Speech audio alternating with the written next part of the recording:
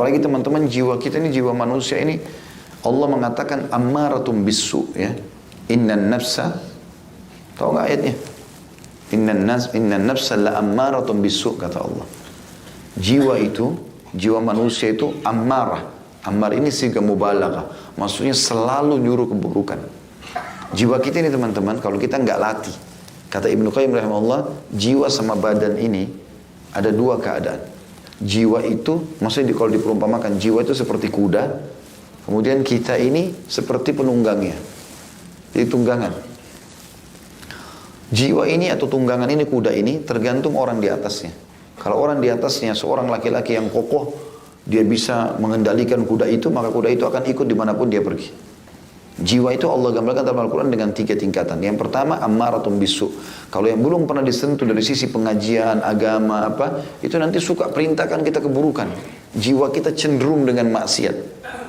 Ya, suka buat maksiat, suka lihat yang haram, suka dengar yang haram, itu jiwa kita. Tapi kalau kita tekuk dengan cara menolaknya, gitu kan. Lihat ini, enggak, ini haram dalam agama, gitu loh. Dia didik jiwanya untuk ikut dia, jangan dia yang ikut dengan jiwanya. Mau bangun sholat malam, malas, enggak, ini perintah agama, bangun, gitu. Sampai sebagian salaf itu, mereka menghardik diri mereka sendiri. Kalau ada di antara mereka yang sempat ketinggalan sholat berjamaah sekali, diganti dengan sedekah selama 3 hari misalnya. Jadi mereka mendidik diri mereka. Nanti kalau kita sudah biasa mendidik dia, apa yang terjadi? Dia akan pindah ke level kedua, namanya jiwa lawwama. Dalam Al-Quran dikatakan lawwama. Lawwama ini dia nanti menjadi jiwa yang mengingatkan kita. Jadi kayak misalnya kita buat dosa nih, nanti malam hari kita kayak bicara sama jiwa kita sendiri. Kenapa kau buat itu? Kenapa kau buat ini? Dia kayak ingatin kita, kayak nyala-nyalain kita gitu. Seperti itu kita rasakan, berjurak dalam jiwa kita sendiri, gitu kan.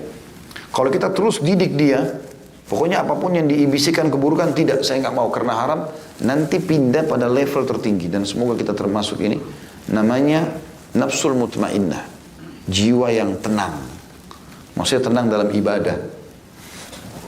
Jadi kalau teman-teman selalu paksakan diri dalam ibadah, nanti sampai pada level di mana jiwa kita sudah tenang dengan ibadah.